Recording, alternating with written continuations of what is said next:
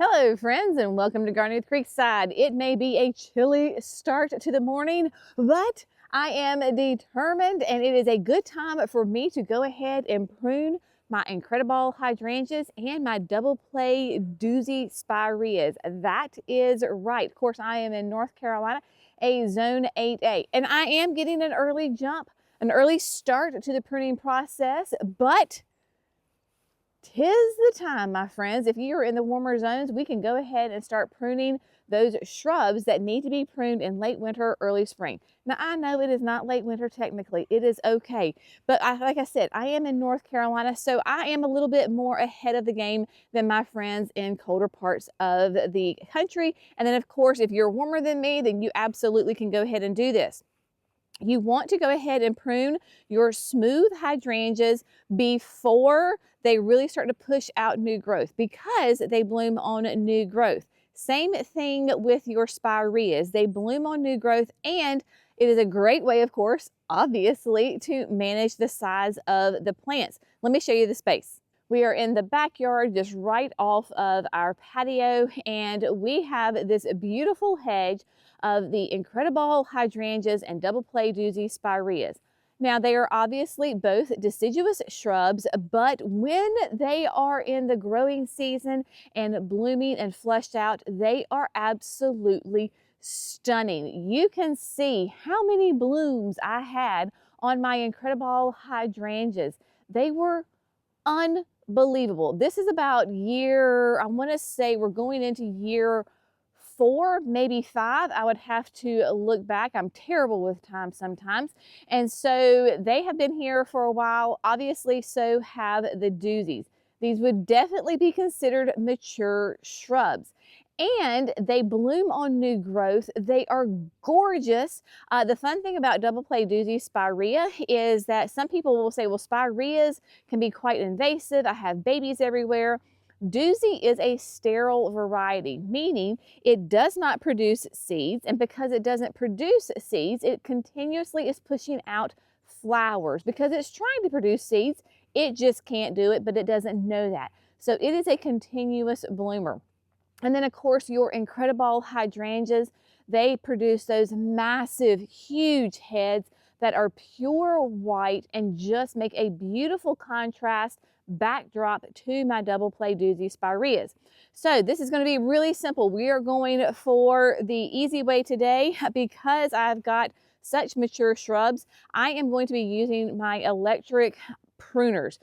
You can use whichever ones you want. This just happens to be from a DeWalt. It is a 20-volt hedge trimmer, electric. I actually have the battery charging right now, and we're going to knock these things out. Then, of course, I have my rake to clean up my mess, and any little scraggly pieces that I can't get with the pruners. Then I have my Felcos. Y'all, the other day it was a Saturday, and it was a rainy Saturday, and I took the time. I took apart my Felcos, I cleaned them, I put on a new blade, and I tell you what, it is like having a brand new pair of pruners. Look how pretty they are. Only a gardener can appreciate saying, oh my gosh, aren't the pruners pretty? That's why I love Felcos, because everything, you can take it apart, you can clean it, and you can replace any of those parts. So I have a fresh blade. Oh, it's gonna cut like hot butter. All right, let me get the camera set up and I'll show you what I'm gonna do. All right, my friends, so we're gonna start with the Doozies because they're on the bottom of the hill. Now, these are mature. Y'all, I am going to whack them. Clearly, they are nice and tall and vigorous and beautiful. So I am going to cut them at least by half. And at this point, I am not concerned about where do I cut. I am going to make it into a meatball, a bowling ball, whatever you want to call it. But all the stems are going to get a big old haircut. I'm going to do all of the Doozies, clean it up, and I'll meet you back here, and then we'll talk about the Incrediballs.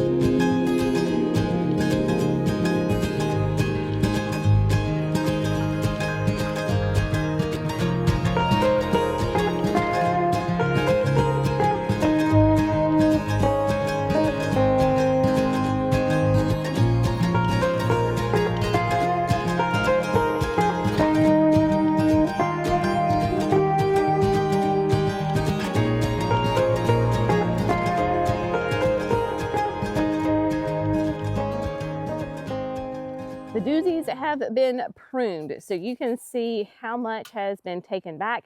I did not, was not concerned about exactly where my cuts were. I just wanted to get a really good shape on it.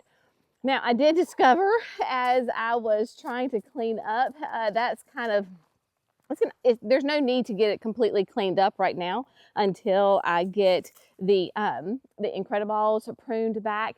But definitely a good start. I got all of the woody debris. You can see that the John Deere has got a lot of the woody Spirea debris in there. I will come back and fine tune the cleanup and the pruning once I get the Incrediballs done. But you can see, yeah, I mean, I just went in there and whacked at them. Now, you will see, like when I say clean up and do some final like pruning, let's see if I can get in here. Okay. Like right here on the bottom, there are some little scraggly ones that I was not able, or I missed with the hedge pruners. And then sometimes there'll be some stems that are inside that are laying down kind of crisscross, and that we need to clean those up as well. Now, with the Incrediballs, I'm basically going to do the exact same thing. This is the first time that I have used the hedge trimmers on these Incrediballs. What I typically do is go through and meticulously cut each and every stem. Not gonna do that this year. We're just gonna go for it, my friends. Now, if you want to be meticulous, then what you're going to do is you're going to come, and hopefully the camera will, there we go. All right, see right here at my knuckle, there are those two swells. Those are your leaf buds. So those are going to form into leaves. If you want to be meticulous, you're gonna come and cut right above those. Just snip them off and it will do great. So for example, then what's gonna happen is if you look at this one that I did last year, you can see that I cut it here and then I got two branches off of it. Now what I'm going to do is I'm gonna cut these back pretty good, because so that was the cut last year, and then this was all the growth this year. Well, you know what I mean, last year, right? And so these will grow quite fast. So I'm basically going to take them back to about this size. Again, just really going in there. This first time with the hedge trimmers, I'm just trying to get my good basic shape, and then I can come back and clean anything up. So if I miss any of these little guys that are down here on the ground, I can take care of those. And yeah, so we're just going to go for it, my friends, and the Incrediballs getting ready to get a haircut.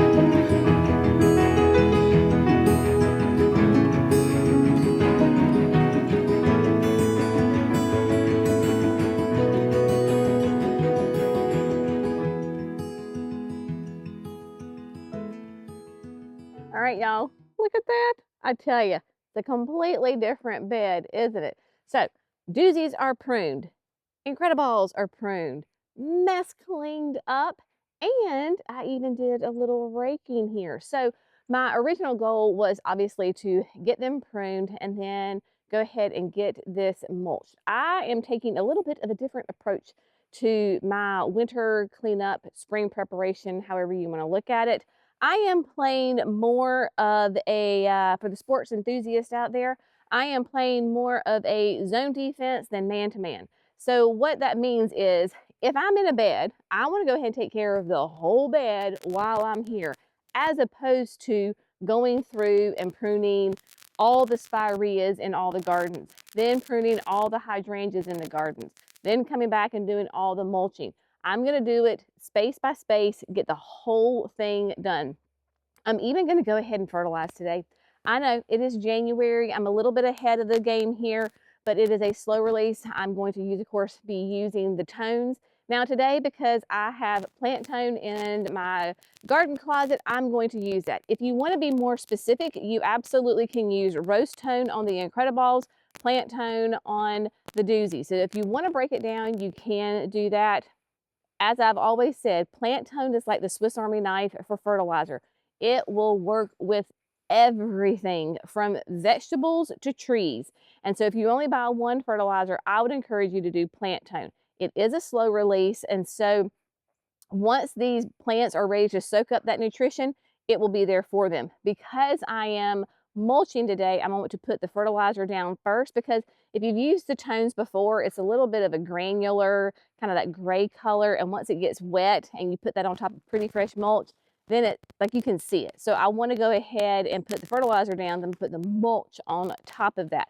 Just follow the recommended dosage that's on the bag for the size of your plants. These are well established, nice and big, so I'll go a little bit on the heavier side because they're a bigger plant and they need more food.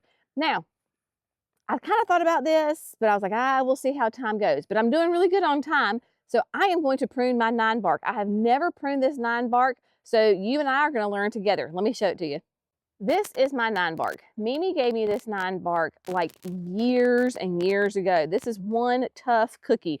It does perform very well in full sun. As you can see, I mean, like, there is no shade to be found. So this baby gets sun up to sun down, but it has never ever been pruned, and it needs a little rejuvenation. So I did my research, and it says to come in here and to take those mature branches that are thicker than a broomstick and to cut them down to the ground. And as you can see, I have got quite a few that are thicker than a broom stem. So I'm going to cut those all the way down to the ground. Now, because Ninebarks bloom on old growth and I want to have flowers this year, I'm not going to come in and prune the top. I'll do that after it flowers. However, I am going to come in to those spaces that it's coming in. So I've got one that's coming into my Doozie right here, and then I've got this guy that's coming into my gardenia. Now those I will go ahead and cut back. But as far as the top growth, I'm going to leave it until after it prunes.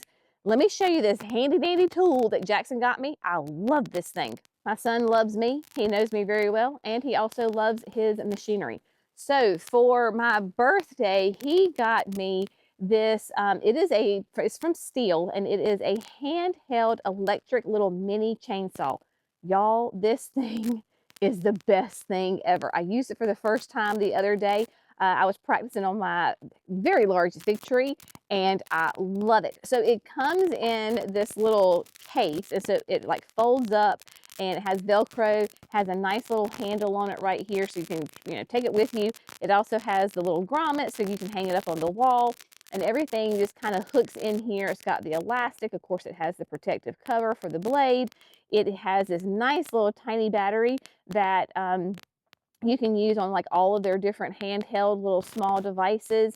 Comes with the charger, and then you've got your oil. So right here, I love this thing. It works great. So I am going to use this for those big mama jama limbs, so that way I don't kill myself, and or it'll be better for the plant to use this.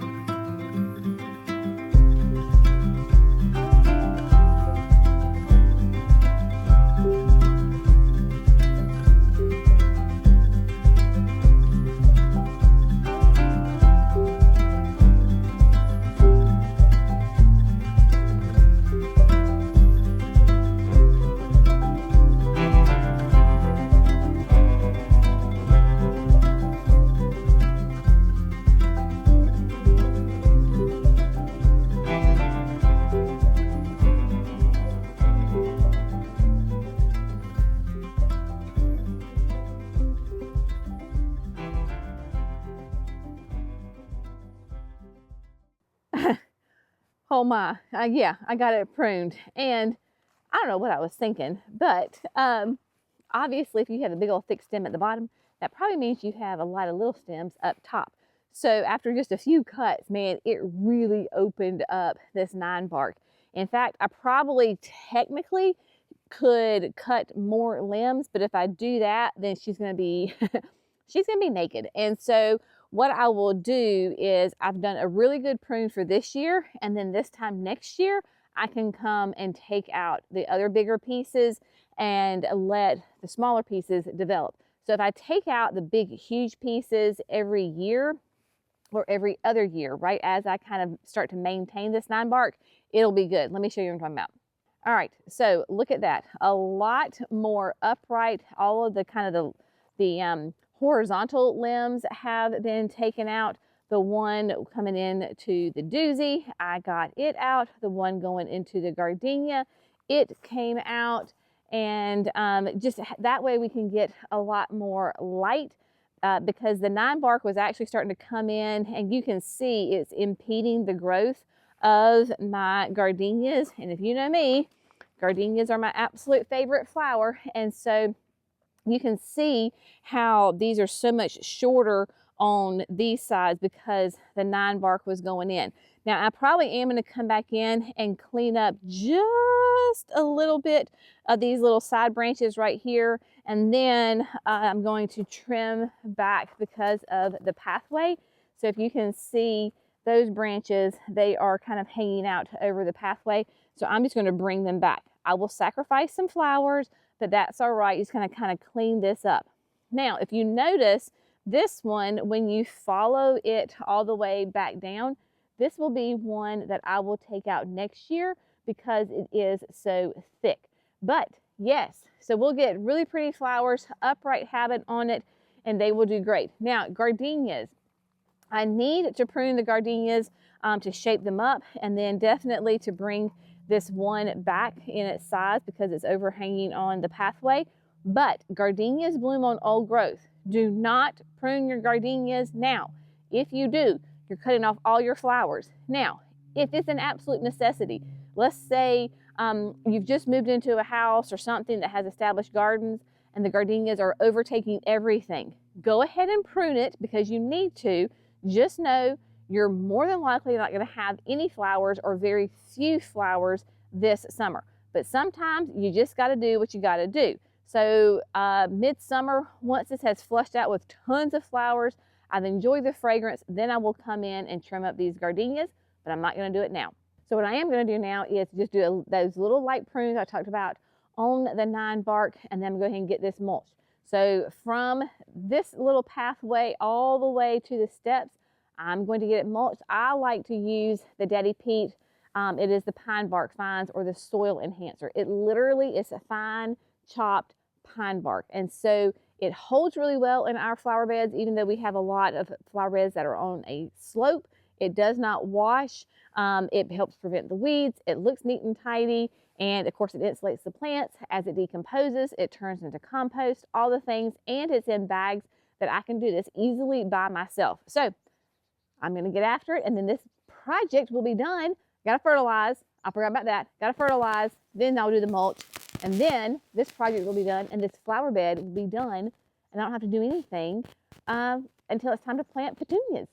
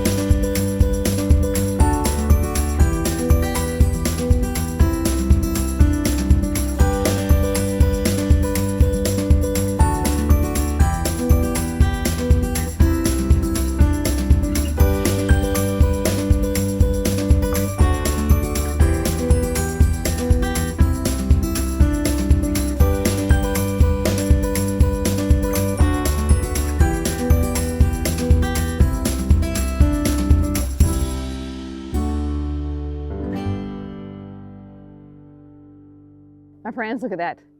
Is that not a beautiful sight for a gardener? Shrubs are pruned.